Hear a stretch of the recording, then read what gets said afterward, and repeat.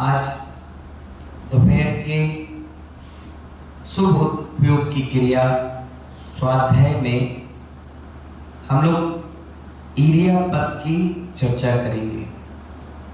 Area पद मतलब निक्की भाई क्या होता है?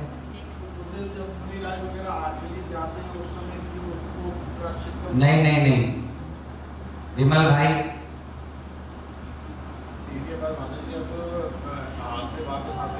नहीं शुभम भाई,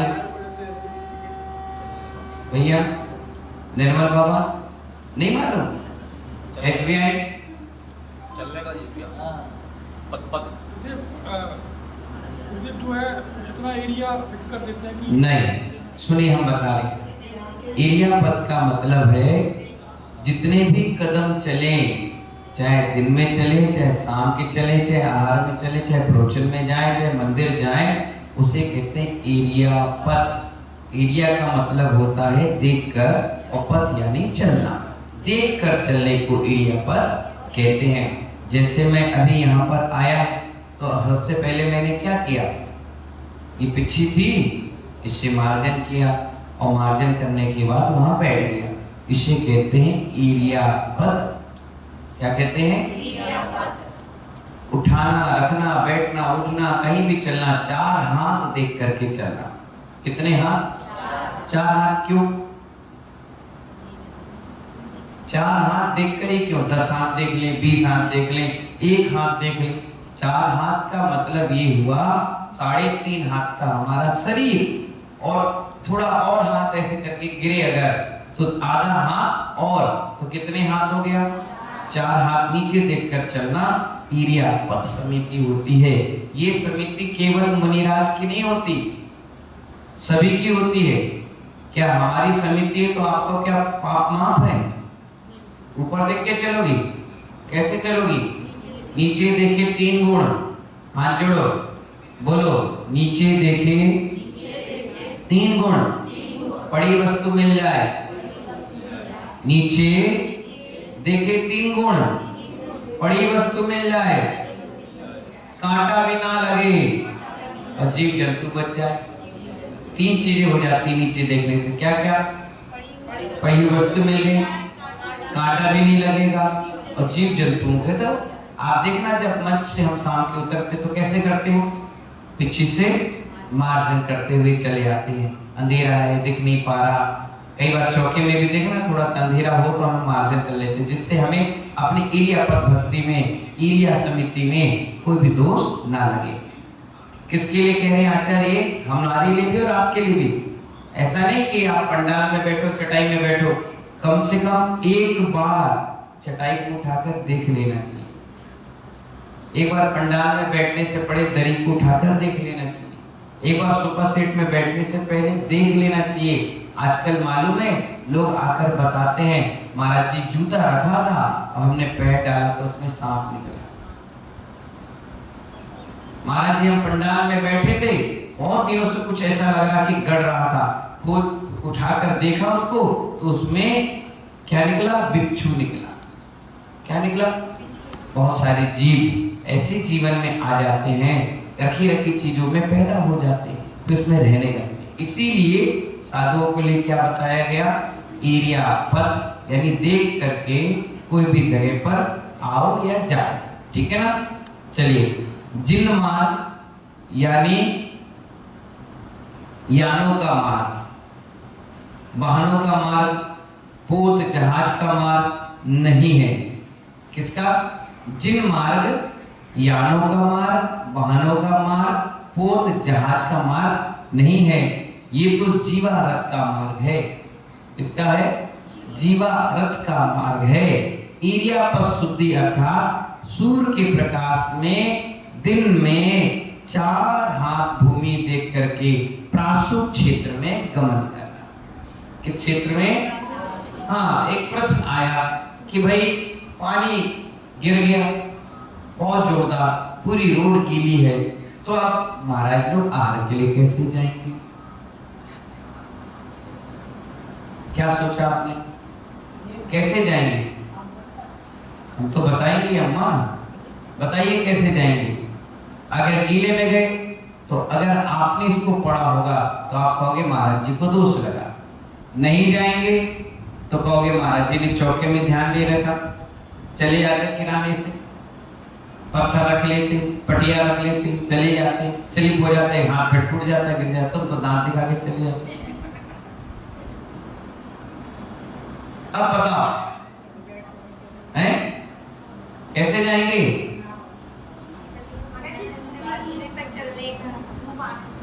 ये बलुआ नहीं चल रहा ना, जिरवाड़ी की भाषा में बात करो। सुनिए, हम बता रहे हैं आपको, पानी गिर गया। क्या गिर गया? पानी गिर गया और मुनिराज को आहार के लिए या रथ यात्रा के लिए या विहार करना था। अब वो पानी में कैसे चलेंगे? गिरा चुका, रोड पे गीला है।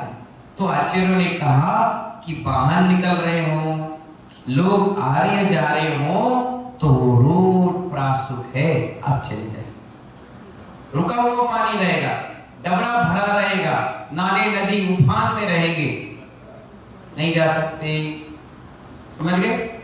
समझ गए कि नहीं समझे? नदी में से भी चल सकते हैं, नदी में से भी जा सकते नदी में घुटने तक, कितने घुटने तक पानी है तो जा सकते हैं। उसके बाद भी प्रायश्चित लेना पड़ता है। वो भी कौन सा पानी? जो चल रहा हो, बहता पानी में कोई दिक्कत कोई परेशानी नहीं है, कोई भी साधु जा सकता है। और दूसरी बात, इसमें सब चीज आएगा, अभी बता रहे हैं। 4 हाथ भूमि को देख करके प्रासुक क्षेत्र में गमन करना, घास पे नहीं चलते।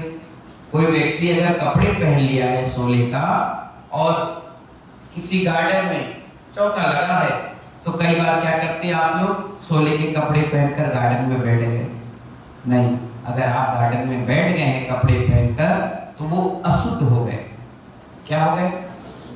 अनंत जीव एक घास में रहता है, गीला है, जमीन में है, इसलिए अनंत जीव है, और आपने पैर रख दिया तो कितने जीवों की हिंसा कर ली। इसीलिए आप आहार के अधिकारी, देने के अधिकारी नहीं है, इसलिए नहीं लेते। घास में पैर आ गया, हट जाइए। अरे मैं तो कहीं छुआ नहीं, मैं तो किसी को देखा नहीं, अरे मैं किसी से बोला नहीं, मैं किनारे में बहुत देर से हो। कोई भी हो, आपने हिंसा कर ली ना, अब आप हिंसा के अधिकारी बन गए, इसलिए आप आहार के अधिकारी नहीं। आप जाइए, फिर कल गीला करो, सुखाओ नहीं, पहले प्रायश्चित लो। आप घास में क्यों बैठे? प्रायश्चित दीजिए। प्रायश्चित लेने के बाद कपड़े धोइए, हाथ पैर सुखाइए, बढ़िया सूख जाए कपड़े, उसके बाद आहार। ठीक है ना? निर्जंतु, जहां हरित नहीं हो, देखो मैं बताया ना, जो मैं कह रहा हूं वो आ रहा है। जहां हरित ना हो, आर्द्र भूमि ना हो, यदि गीली भूमि पर पेड़ पड़ जाता है तो उसका प्रायश्चित लेते हैं। सुबह और शाम हम लोग आचार्य महाराज से कहते हैं, हरी घास और गीला पानी मतलब रास्ते में अगर मिल गया हो आते जाते, तो उसका प्रायश्चित हो। ऐसा नहीं कि रोड पर पानी गिरा, लोग चल रहे हैं तो हम पीछे पीछे चले गए, नहीं, उसका भी प्रायश्चित लिया जाता है। अचानक से कहीं पैर आ गया, कहीं नहीं हुआ, इसीलिए सड़क पर पानी पड़ा था, रास्ता नहीं। क्या कहा? सड़क पर पानी पड़ा था, रास्ता नहीं है, तो निकलेंगे कहां से? तो वहां से निकलते तो प्रायश्चित लेते हैं। 3.5 हाथ आपका शरीर, और कदाचित आप गिर जाएं, और जहां गिरे वहां से कि जीव पहले ही देख चुके होंगे, तो क्या है? आचार्य कह रहे हैं, इसके साथ साथ जो पैरों को देखकर चलेगा, वह पैरों की शुद्धि नहीं कर पाएगा, वह गिर जाएगा। इसीलिए 4 हाथ बताया गया। नीचे देख के चले, आगे नहीं देखे तो गिर जाओगे, आगे देखे तो नीचे नहीं देखे तो गिर जाओगे, इसलिए कहा 4 हाथ सुटेबल है। आप देखकर आराम से चलिए, ना आपकी गर्दन में दर्द देगा, ना आपकी कमर में दर्द देगा, और एरिया पथ का नियम भी निर्मल बाबा नहीं टूटेगा। बहुत आगे देखोगे तो जीव नहीं दिखेंगे। अब कई लोग को दिखते ही नहीं, मंच पे बैठे हैं, क्या देखे, सुन रहे हमें दिखाई नहीं दे रहा, चश्मा लगाओ तब दिखेगा। किसी को पास से ही नहीं दिखता, वो मोटा चश्मा लगा के पढ़ती है, उनको दूर का दिखता है, पास का नहीं दिखता। इसलिए आचार्य ने कहा 4 हाथ बिल्कुल सुटेबल है। ये ऊंट वृत्ति है। क्या? देखो मैंने बताया ना, आचार्य ने किसी भी इंसान का उदाहरण नहीं दिया। किसका दिया? क्योंकि जानवर के अंदर विशेष गुण होते हैं, वो अपने गुण को छोड़ते नहीं। चिड़िया रात में खाना नहीं खाती, कुत्ते रात के नहीं खाते, गाय शाम होते ही खा के पी के फ्री हो जाती है। हम एक इंसान बिगड़े इंसान है जिनका धर्म दिन में खाने का और रात की खाते, ऐसी चीजें खाते हैं जो कभी खाने ही नहीं, जो हमारे जीवन का हिस्सा ही नहीं है। अगर हम उसको ना भी खाएं तो जीवन जी सकते हैं।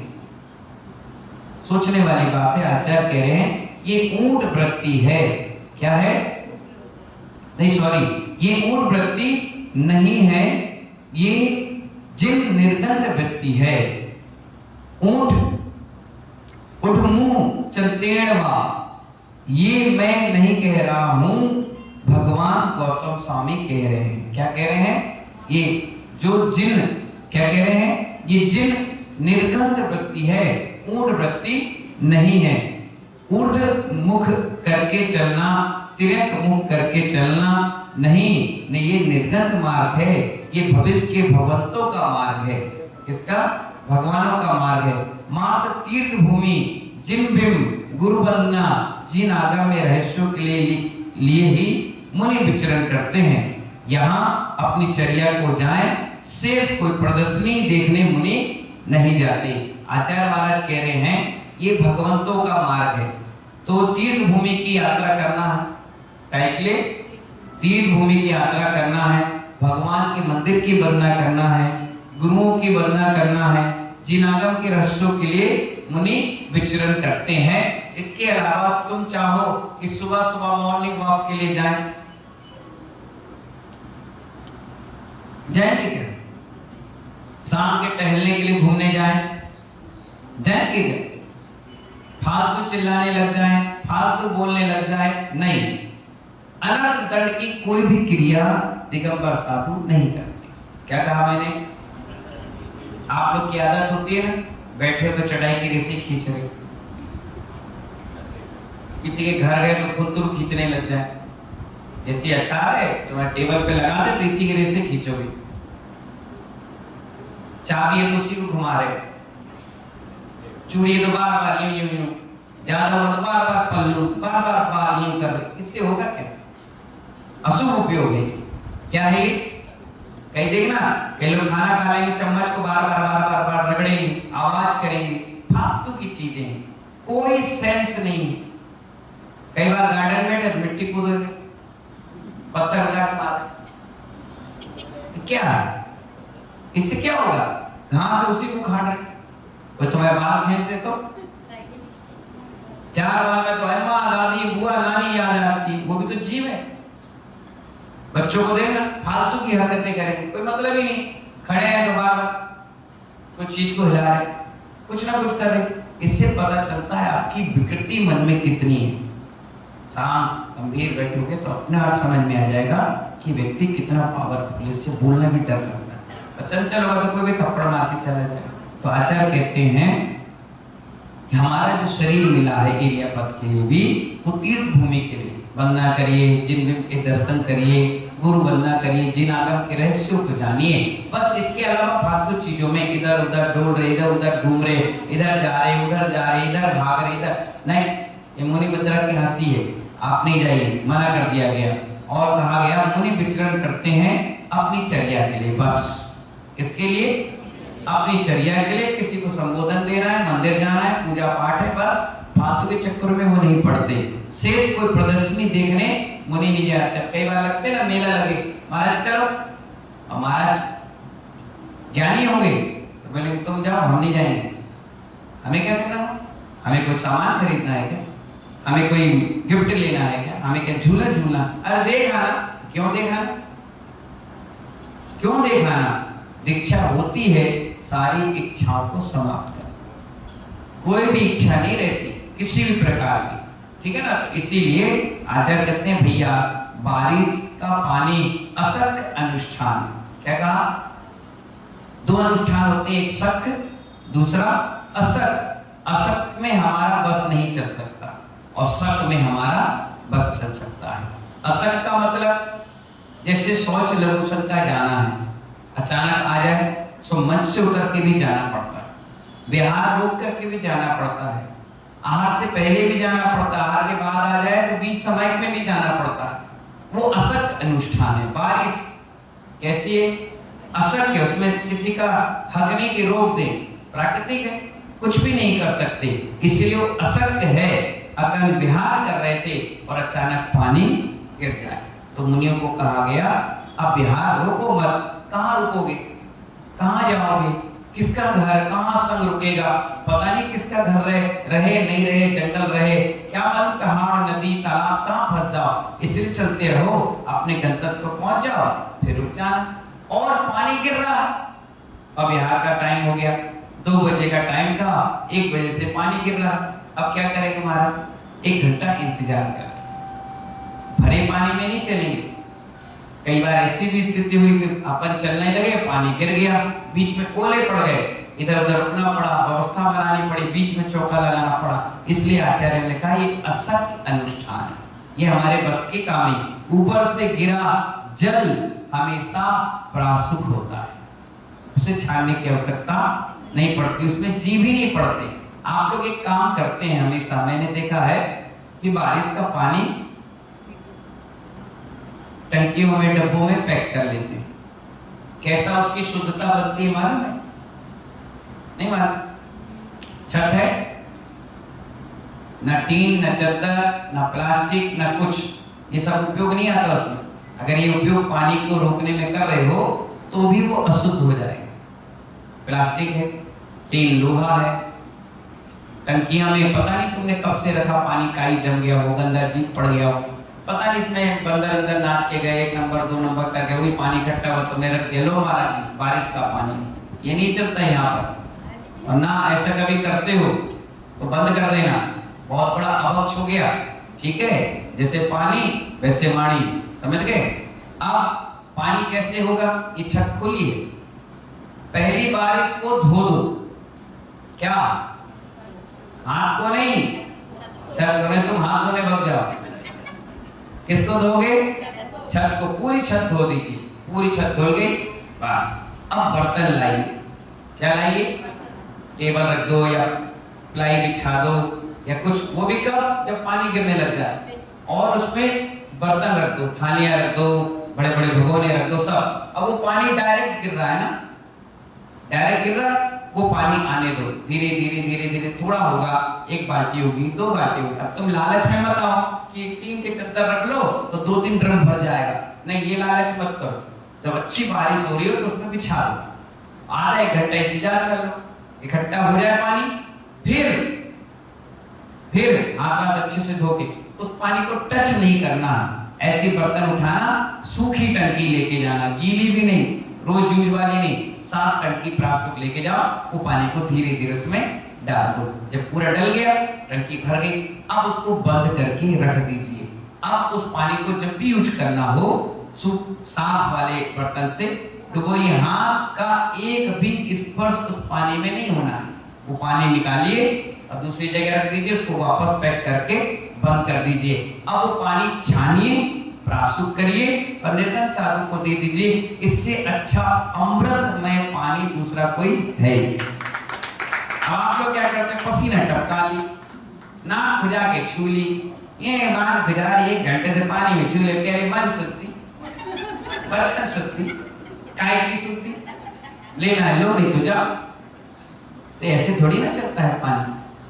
बारिश का पानी ऊपर से गिरा हुआ बड़ा पवित्र पानी, वो एक ऑप्शन रखा गया। वैसे तो कुएं का, बोरिंग का चलता ही है, लेकिन ये पानी सबसे बढ़िया पानी है। नहीं, जिंदगी भर रखे रहो। जैसे स्फटिक पत्थर है, अमर्यादित है, हजारों साल तक रहता है, वो प्योर रहता है। ऐसे ये उसको छुओगे नहीं, टच नहीं किया, दूसरा पानी इधर से उधर नहीं किया, कोई उसमें गंदा चीज नहीं आई है, अलग रखा है, कोई इस कमरे में नहीं जाता, कोई उसे टच नहीं करता, कोई उसको डिस्टर्ब नहीं करता। वो 1 साल नहीं 1000 साल भी रखे तो खराब नहीं होगा। इतना पवित्र पानी होता है, एक जीव नहीं पड़ सकते। जैसे क्षीर सागर का जल होता है, ऐसे ये बादल का पानी बिल्कुल नीट एंड क्लीन, इतना हल्का कि कोई व्यक्ति इसको पी ले तो पेट की संबंधित सारी बीमारियां ठीक हो जाती है। हाँ, इसीलिए वो पानी बहुत अच्छा माना गया है। बारिश का पानी असत अनुष्ठान है, ऊपर से गिरा प्रासुक है, लेकिन भरा हुआ पानी होगा तो फिर नहीं जाएंगे। कौन? निर्गल साधु। अगर जमीन से टच हो गया, पानी भर गया है, तो उसमें पैर नहीं रखेंगे। ये भी ध्यान रखना कि कहीं भी नदी से निकलते हुए महाराज आपको दिख जाए तो असावधान मत कर लेना, वहां मार्ग नहीं है और कदाचित उनको निकलना पड़े, घुटनों के नीचे पानी होगा तो उस समय पानी में से वो निकलेंगे। निकलने से पहले शरीर का मार्जन करेंगे। क्या करेंगे? यह पहले से मार्जन करेंगे कि हमारे शरीर में कोई जीव ना हो जो जमीन पानी से टकराकर मर जाए। तो पहले शरीर का मार्जन करेंगे, फिर प्रवेश करेंगे, और जब निकल जाएंगे तो अपने पैरों को सुखा करके फिर भक्ति पढ़ेंगे और फिर अपने गुरु से प्रायश्चित देंगे कि मैं घुटने तक के पानी से निकल कर गया। समझ गए ना? घुटने से ऊपर पानी में नहीं, वहीं रुक जाएंगे। नहीं है राजे आने का रास्ता, नहीं तो दूसरे रास्ते से जाएंगे, लेकिन घुटने के नीचे तक के पानी में ही जा सकते, वो भी प्रायश्चित। आचार्य कहते मुनिराज नौका में भी जा सकते हैं। नौका देखिए, स्टीम में नहीं, जहाज में नहीं तो टाइटैनिक जहाज ले आओ, लकड़ी की, जिसे नायक देता है। कई बार हम लोग यहाँ भिंड और चंबल के बीच में जाते हैं, तो इधर से जाते तो 36 किलोमीटर पड़ता है, इधर से जाते तो 1 किलोमीटर में पहुंच जाते हैं रोड पार। तो वो नाव है, नाव। उस नाव में भी कैसे है, वो नाव इधर से धक्का देता है और सीधे पहुंच जाती है, ज्यादा उसमें चलाने की जरूरत नहीं पड़ती है। उस नाव में मुनिराज जा सकते हैं। किसमें? अब तुम नाव ले आओ, एक कैमरा मैन ले आओ और हमारी फोटो खींचो। शौक के लिए नहीं जा रहे, मजबूरी में भी नहीं जा रहे, रास्ते ही नहीं है, पानी भरा पड़ा, गर्मी बहुत है, उल्टा इतना 36 किलोमीटर जाएंगे तो नाव है, तो उसमें बैठने से पहले सुनिए, मुनिराज नौका में जा सकते हैं, लेकिन बहुत बड़ी विषमता होने पर कोशिश करेंगे, इंतजार करेंगे पानी नीचे हो जाए, व्यवस्थाएं बन जाए, पत्थर पत्थर में चले जाए, किनारे किनारे चले जाए, घुटने तक पानी में चले जाए। जब नहीं है व्यवस्था तब विषमता में बैठते हैं। एड़िक बोलो, कौन है? सेड़िक तो जानते हो, एड़िक कौन है? एड़िक कितने का? जब से तुम्हें शुगर हुई आधा दिमाग गायब हो गया, नाव चलाने वाला। हाँ, कौन होता है एड़िक? हैं? नहीं मालूम? अभी तुम हाथ जोड़कर नमस्कार करोगे, अभी 2 मिनट में। एड़िक मुनिराज थे। कौन थे? पहले के नाम ऐसे आते, एड़िक, सैनिक, पद्म, महापद्म, फलानी श्री, फलानी, ये आते थे।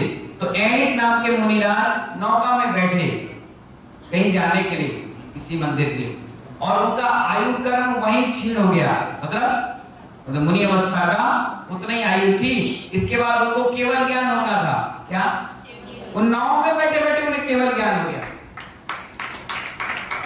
क्या हो गया? नाव में बैठे बैठे क्या हो गया? कभी तुमसे कोई प्रश्न करे ना कि कौन से मुनिराज थे जिनको नाव में बैठे बैठे केवल ज्ञान हो गया? एड़िक। कौन बोला? नहीं, एड़िक। एड़िक नाम के मुनिराज थे, वो नाव में बैठे और पार होकर के जा रहे थे। उनका उतना ही समय था कि बस इसके बाद इनको केवल ज्ञान होना है। वो बैठे आंख बंद करके, उतने में शरीर 5000 धनुष ऊंचाई पर उठ गया और क्या हो गया? उन्हें केवल ज्ञान हो गया। तो कौन से मुनिराज थे? एड़िक। उन्हें केवल्य हो गया। इसका मतलब ये मत समझना कि आप भी मुनिराज बन गए और नौका में जाकर के फोटो खिंचवाने लग गए और फेसबुक पे तुम लोगों ने अपलोड कर दिया कि देखो महाराज जी नौका बिहारी। क्या कर रहे? नौका बिहारी हो, देखो कितने लाइक मिले। एक बार कमेंट्स तो पढ़ लो क्या लिखा है, एक बार लोगों की गालियां तो सुन लो। वो क्या कहेंगे? ये कोई मुनिराज है क्या? हम नहीं मानते, ये पंचम काल है, ये शीतलाचार है। उन्होंने ग्रंथ नहीं पढ़ा। वो क्यों जा रहे हैं, किस लिए जा रहे हैं? आंखों देखा भी कभी गलत हो जाता है। क्या कहा? बहुत अच्छी बात बता दें। एक मुनिराज जंगल में शौच के लिए गए। कहाँ गए बाबा? कहाँ? शौच के लिए कहाँ गए? जंगल पे गए। अब क्या हुआ? जैसे वो जंगल से बाहर आए तो स्वाभाविक ही खेत में जाते तो मिट्टी पैर में चिपक जाती है। पैर अगर वहां धोएंगे तो बाहर आकर के मिट्टी फिर चिपक जाएगी। तो लगभग साधु सड़क के किनारे बैठ के अपने पैर धो लेते हैं। धोने के बाद मुंह भी धो लेते हैं और हाथ भी शुद्धि धो लेते हैं। अब हुआ क्या, देखिए बड़े ध्यान से सुनना। आपके डबरा का व्यक्ति यहाँ से ग्वालियर जा रहा था और ग्वालियर के रास्ते में एक मुनिराज डबरा के लिए आ रहे थे। रास्ते में उन्होंने पैर धोया और पैर धोते ही उन्होंने हाथ में पानी लिया और मुंह पे डाल रहे थे। उतने में बस निकली। बस कितनी तेजी से निकलती है, धीरे धीरे बहुत तेजी से निकलती है। बस वाले में जो व्यक्ति डबरा का बैठा था उसने दूर से देखा महाराज है, उन्हें यूं हाथ जोड़ा और नमस्तु बोलने वाला था। उन्हें देखा, उन्हें पानी ऐसा लिया और जब तक वो बस निकली उसने पीछे देखकर उन्हें यूं कर लिया। उसने कही महाराज नहीं, ये तो रोड पे पानी पी रहे। और महाराज कर क्या रहे थे? इसलिए मैंने कहा कभी कभी आंखों देखा भी क्या होता है झूठा।